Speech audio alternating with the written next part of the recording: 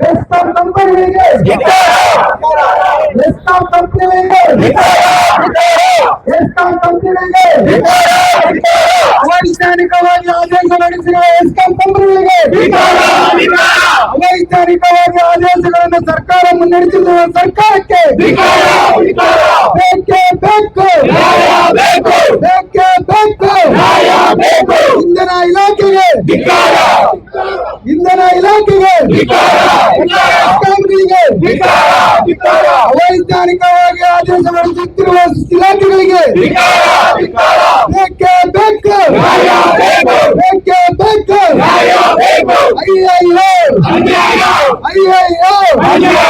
ಅಯ್ಯಯ್ಯೋ ಸರ್ಕಾರಂತೆ ಸರ್ಕಾರ ಕಾನೂನಂತೆ ಕಾನೂನು. ಏನ್ ತೊಂದರೆ ಆಗಿದೆ ಸರ್ಕಾರದ ಆದೇಶ?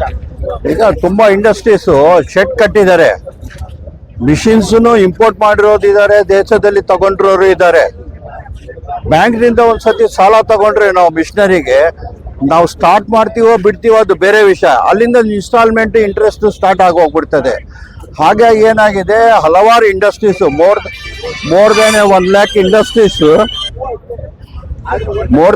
lakh ಇಂಡಸ್ಟ್ರೀಸ್ ಇವತ್ತು ಸಫರ್ ಆಗ್ತಾ ಇದೆ ಕರ್ನಾಟಕ ರಾಜ್ಯದಲ್ಲಿ.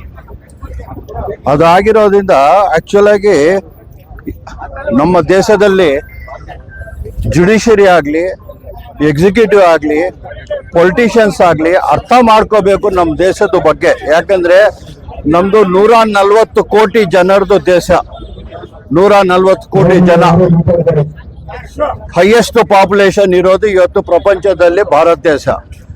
ನಮ್ಗಿರೋದು ಲ್ಯಾಂಡ್ ಪಾರ್ಸಲ್ ಅತಿ ಚಿಕ್ಕದು.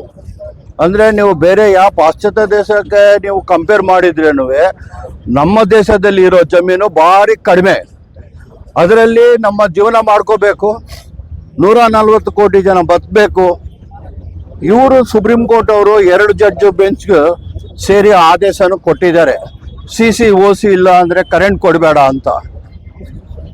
ನೀರು, current constitutional rights of a citizen of this country, nobody can deny it.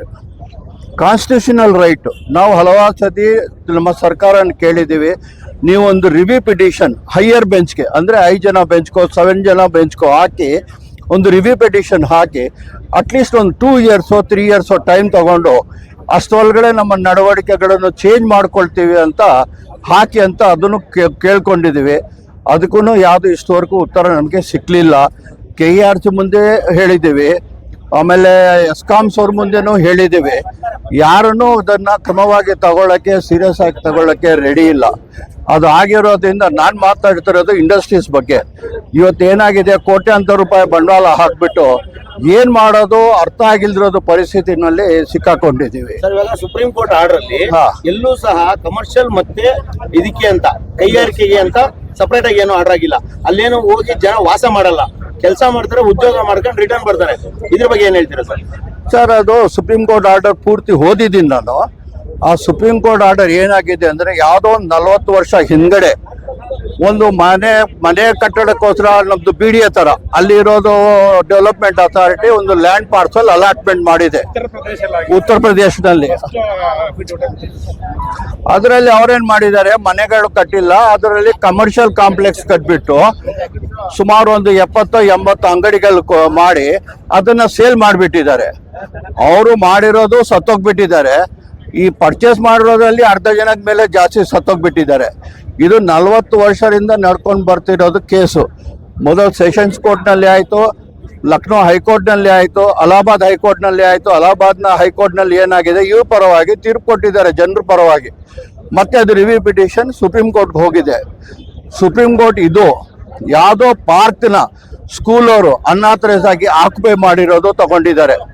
ನಮ್ಮ ಮಾರೇಡು ಕೇರಳದಲ್ಲಿ ನಡೀತಲ್ಲ, ಕೋಸ್ಟಲ್ ಝೋನ್ನ ವೈಲೇಟ್ ಮಾಡಿದ್ದಾರೆ ಅಂತ ಹೇಳ್ಬಿಟ್ಟು 45 ಕಟ್ಟಡ ಮಾಡಿನ ಕೂಲ್ಸಿದಾರಲ್ಲ, ಅದು ಈ ತರ ಒಟ್ಟು 5 ಕೇಸು ನಮ್ದು ಸೌತ್ ಇದರಲ್ಲಿ ಯಾವುದಿಲ್ಲ, ಕೇರಳದು ಬಿಟ್ಟು.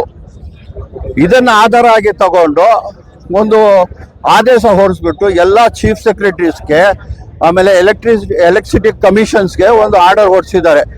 ಇನ್ಮೇಲೆ ನೀವು CC/OC ಇಲ್ದಿರೋದು ಯಾವುದಕ್ಕೂ ಇದು ಪವರು ನೀರು ಕೊಡಬಾರ್ದು ಅಂತ. ಬಟ್ ಸರ್ ಇವಾಗ ಇಡೀ ಇಂಡಿಯಾದಲ್ಲಿ ಎಲ್ಲೂ ಸಹ ಈ ಕಾನೂನು ಜಾರಿಯಾಗಿಲ್ಲ ಸರ್. ಅಷ್ಟು ಆರ್ಡರ್ ಇದೆ ಬಟ್ ಜಾರಿಯಾಗಿಲ್ಲ. ಕರ್ನಾಟಕದಲ್ಲಿ ಮಾತ್ರನೇ ಯಾಕೆ? ಇದ್ರ ಬಗ್ಗೆ ಏನ್ ಹೇಳ್ತೀರಾ? ಕೆಲವರು ಅವ್ರೇನ್ ಹೇಳ್ತಾರೆ, ಇದನ್ನ ನಾವು ಜಾರಿಗೆ ತಗೊಂಡ್ ಬಂದ್ಬಿಟ್ರೆ ನಮ್ಮಲ್ಲಿ ಲಾ ಅಂಡ್ ಆರ್ಡರ್ ಪ್ರಾಬ್ಲಮ್ ಬರುತ್ತೆ, ಅದಕ್ಕೋಸ್ಕರ ನಾವು ಮಾಡ್ತಾ ಇಲ್ಲ. ಅಲ್ಲ, ಬೇರೆ ಸ್ಟೇಟ್ಗಳು ಆರ್ಡರ್ ಬೇರೆ ಸ್ಟೇಟ್ ನಲ್ಲೇ ಹೇಳ್ತಿರೋದು ಇದು ಮಾತು. ಈಗ ಆಂಧ್ರದಲ್ಲಿ ನಾವು ಮಾತಾಡಿದಾಗ ಅವ್ರು ಅದೇ ಮಾತು ಹೇಳಿದ್ದಾರೆ, ನಾವು ಕರೆಂಟು ನೀರು ಕೊಡಲ್ಲ ಅಂತ ಹೇಳಿದ್ರೆ ಅದನ್ನ ಲಾ ಅಂಡ್ ಆರ್ಡರ್ ಪ್ರಾಬ್ಲಮ್ ಬರ್ಬೋದು, ಜನ ಇನ್ವೆಸ್ಟ್ಮೆಂಟ್ ಮಾಡಿದ್ಮೇಲೆ ಸುಮ್ಮನೆ ಇರ್ತಾರ, ಡೈರೆಕ್ಟ್ ಕರೆಂಟ್ ಹಾಕೋಬಹುದು, ಏನಾದ್ರೂ ಮಾಡಬಹುದು. ಅದಕ್ಕೋಸ್ಕರ ನಾವು ಅದನ್ನ ಅನುಸರಿಸ್ತಾ ಇಲ್ಲ ಅಂತ ಹೇಳ್ಬಿಟ್ಟು ಅಲ್ಲಿರೋ ಚೀಫ್ ಸೆಕ್ರೆಟರಿ ಆರ್ಡರ್ಸ್ ಹೊಡಿಸಿಲ್ಲ.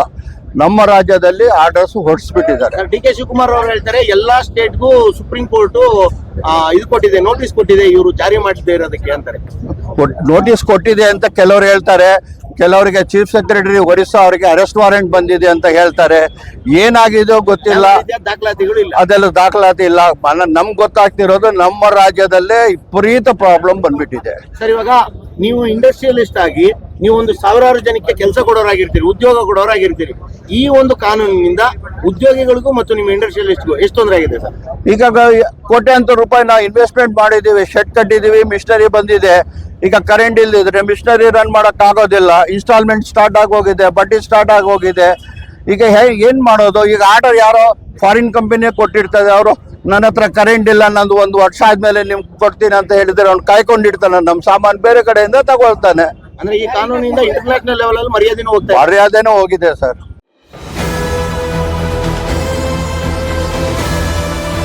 ನಿಮ್ಮ ವಾಣಿ, ಇದು ಕನ್ನಡಿಗನ ಧ್ವನಿ.